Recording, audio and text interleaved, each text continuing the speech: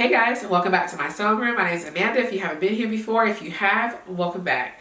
In this video, it's going to be part 2 of a 2-part series on how to create this gorgeous dress that I'm wearing. If you guys haven't seen part 1, I will link it above here for you guys to check out before you check out this video, because obviously you might want to watch it in order. I mean, that's the only logical thing, right? Anyway, if you haven't subscribed to the channel yet, make sure to hit the subscribe button down below.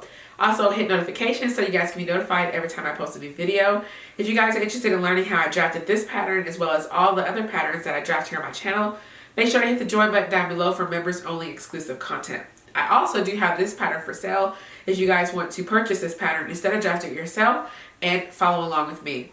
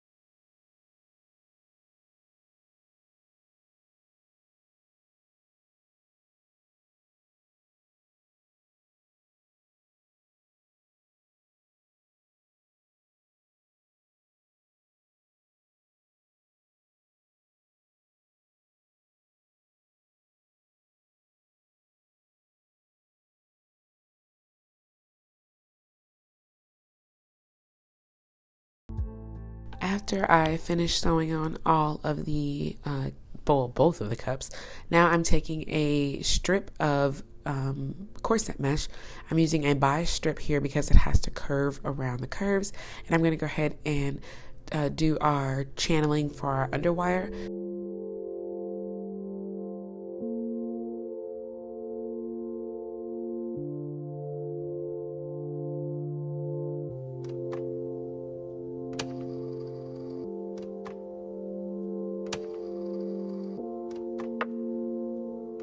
So I'm just showing you a little bit more close up here.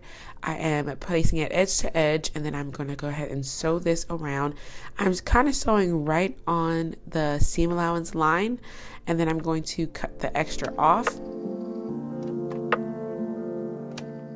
I'm checking to see that I didn't sew any puckers. Then I'm going to go ahead and trim down the seam allowance before I double fold it over and sew it back down.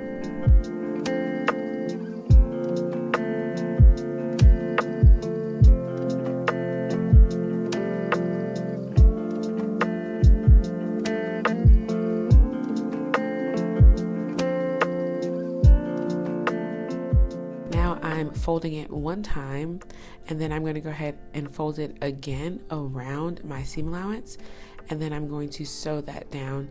When you're sewing it down, you want to make sure that you are kind of pulling sideways and down to make sure that you're not sewing any puckers on the other side.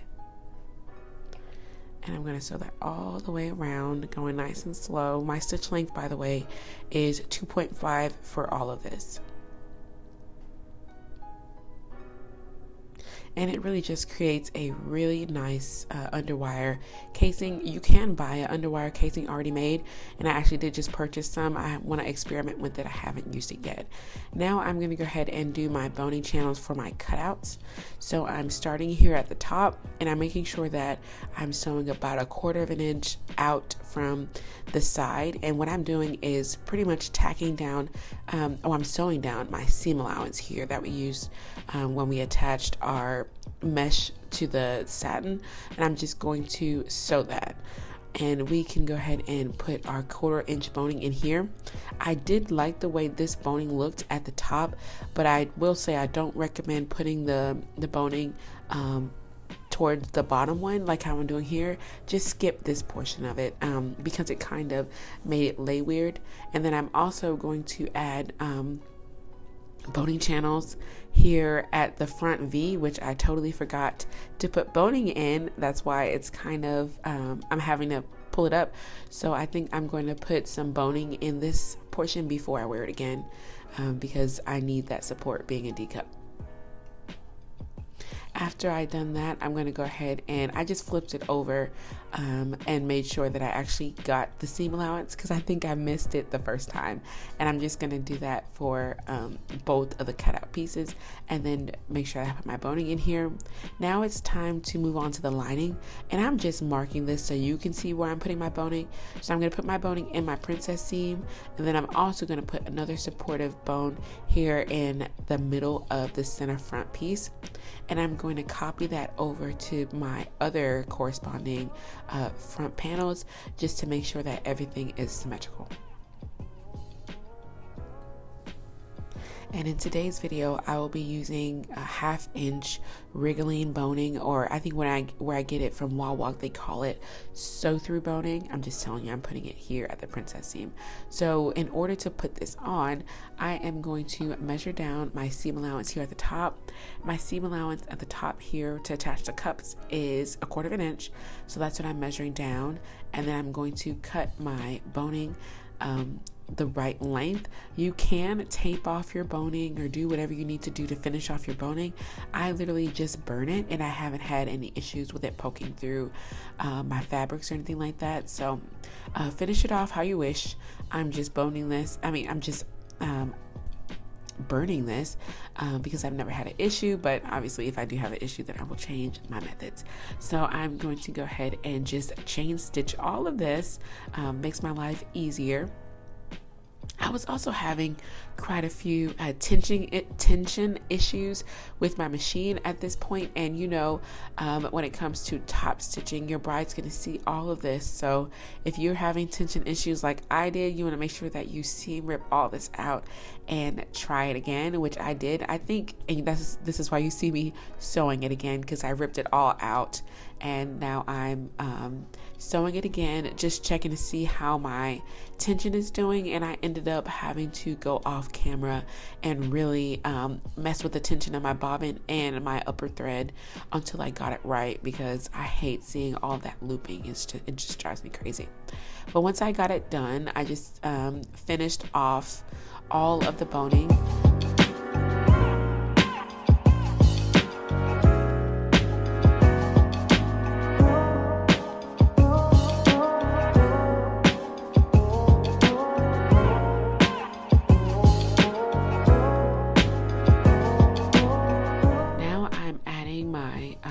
Boning here at the center front piece, and like I said, I'm measuring down 1/4 of an inch because that's my seam allowance there, and then I'm just going to go ahead and sew my boning on both sides.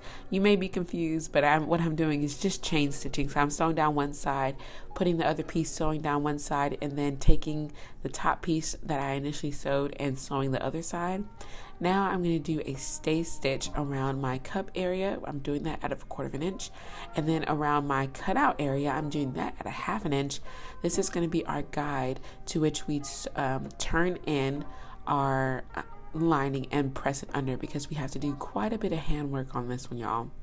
Now I'm starting with my lining skirt, and I'm finding my center, and then I'm going to line up my bodice pieces. Notice I've already pressed in my seam allowance. I just decided to do that off camera, and then I'm going to line this up Y'all, there's nothing more satisfying than seeing your pieces line up like this and just hit that center perfectly. Y'all, I was screaming. Okay. And I'm just gonna go ahead and finish placing my bodice pieces onto my skirt lining, and we can get this sewn on.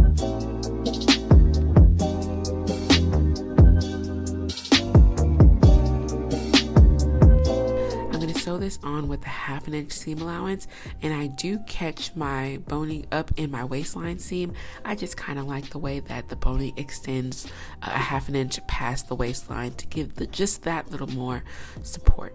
So if you have a domestic machine, you might not want to do this. I don't know. I did it when I had a domestic machine and it was fine. So it's up to you guys. And when I go over the center portion where the cutout is, I do back stitch, and then I'm flipping my seam allowance towards the skirt and I'm top stitching that down. I'm also finishing the stay stitching on the bottom portion of the cutout area because, like I said earlier, we will be turning this in and hand stitching all of this lining into place. Always snip your thread. This is the way.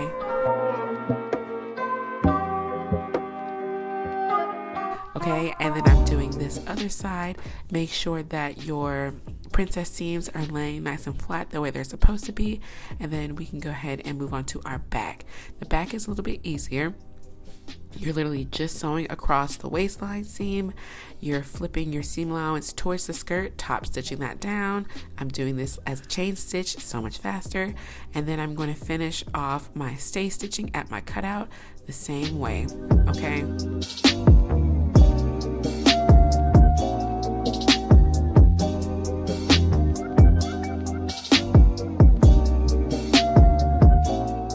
I'm going to insert my underwires before I forget and close this dress up. I've done that too many times that I care to admit, but I'm going to go ahead and put my underwire in now. I'm using size 40 underwire, and for reference, I am a 36D. So being a 36D, I use a size 40 underwire, which I just ordered more from AliExpress. I will put the link below in the description box. Now it's time to turn this into a dress. You may think I'm doing this wrong. I'm putting them wrong sides together because we are sewing French seams, okay? Make sure that your seam allowance is on point at this point, because if not, it's not going to fit. I'm sewing my first stitch at 3/8 of an inch. And I'm going to stop where my cutout stops here, and I just realized that I forgot to put my boning in this bottom portion. But remember, do not put your boning in the bottom portion. I do not like the way it looks. I don't like the way it sits. After I finish sewing them wrong sides together, I'm going to trim that seam allowance down, flip it so that it's right sides together, and then sew another 1/4 inch seam allowance. This is going to be our final seam. Once I get to where the cutout stops, I'm going to place my fabric right sides together again, and then I'm going to kind of seamlessly sew from a 1/4 inch down to a 1/2 inch seam allowance, how it's supposed to be at the bottom portion of the skirt. Now I'm sewing the side seams of my lining. This is just being sewn right sides together with a 1/2 inch seam allowance.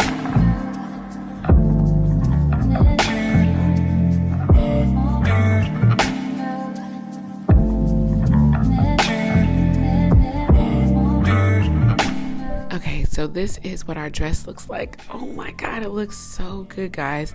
And this is what the kick pleat looks like. I'm still trying to figure this out, y'all. And I just wanted to show you guys what it looks like on the inside now. Remember, we haven't put our lining in it yet. We have it all prepped and ready to go. This is what our French seams look like. Everything is so nice and clean. Now it's time to put our lining in here. So I'm going to turn our lining so that it is inside out. And I'm going to put it onto our outer layer so that they are right sides touching, because we need to finish off the top portion and the zipper before we can go ahead and finish off the rest of the inside, like around the cups and stuff like that. So I'm taking my side front piece and I'm lining it up against the cups. It should line up almost perfectly, and I'm gonna go ahead and place a pin there, and I'm lining it up to where the cutout ends, and I'm placing a pin there, and then I'm gonna start at the other cutout and place a pin. Make sure your zipper is nice and flat so that we can finish off our zipper and the top of the neckline all in one go. I'm going to pin down the zipper as well because we are going to attach our lining here. You could have folded this seam allowance in and hand stitched this down, but I try to do as much by machine as I possibly can. And you see me pinning these center pieces here. Do that, because I ended up unpinning it and sewing it in by hand, and it just was not right. So do it the way I'm showing you here, and then I'm just going to do the same thing on the other side.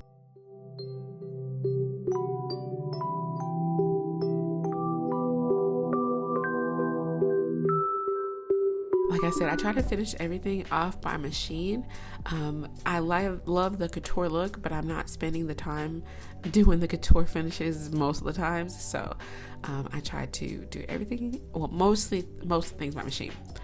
Okay, now it's time to finish off the inside, and I have no idea what happened, but my lining here was about 1 inch bigger in the bodice area than my cups, and I think it may be due to the underwire and the boning that I put in the cutouts. That may be it, but I just ended up folding like a really neat pleat on the side of the cup and just hand stitching that down, and it actually does look neat on the inside. But I have remedied this issue, y'all, so y'all shouldn't have this issue. For me, it was just, and on top of that, I used a stretch satin, which I really don't recommend, but that's the only satin they had in the color that I needed. So I'm just going to go ahead and pin this all over. And I think I kind of, I kind of fast forward through all this, but you just want to go ahead and match the cutout edge of the lining to the cutout edge of the satin, and just pin all the way around everywhere.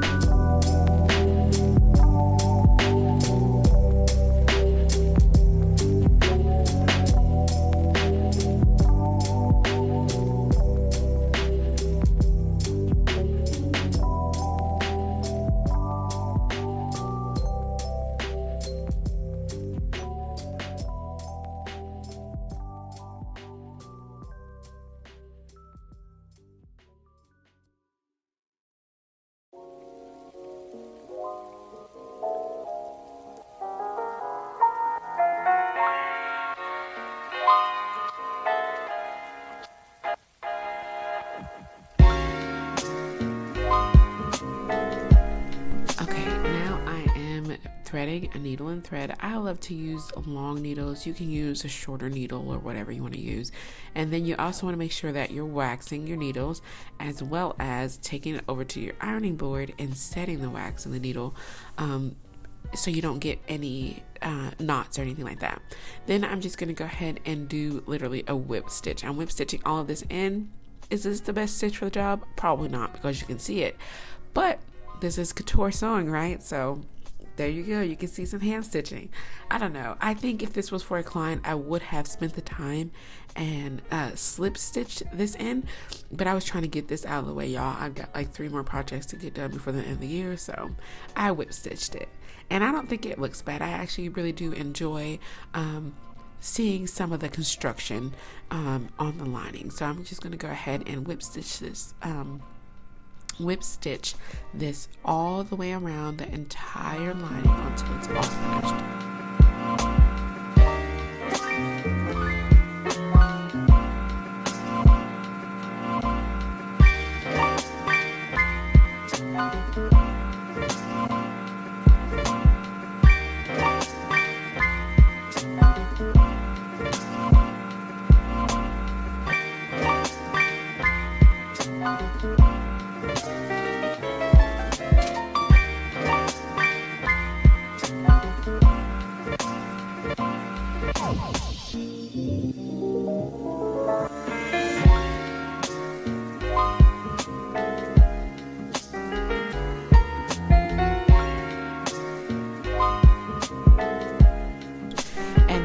To finish off the hem, all you need to do is place your lining and place your outer layer right sides together and bag it out.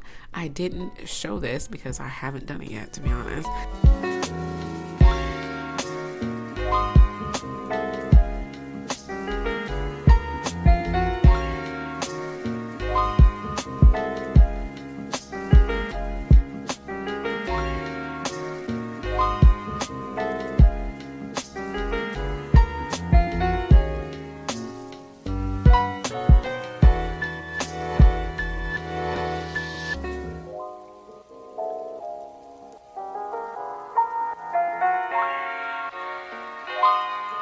And I also hand stitched down all of the lace on the cup area too, and then the dress is all finished.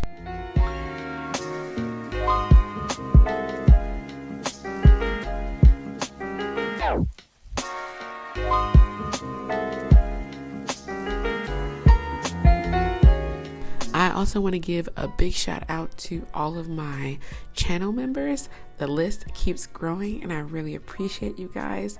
I have so many plans in store for January. It's not even a joke, okay? I also want to give a shout out to my Patreon members. All of their names are here on the screen. Thank you guys so much for watching this video. This is the finished look. What do you guys think? All right, I'll see you in my next one.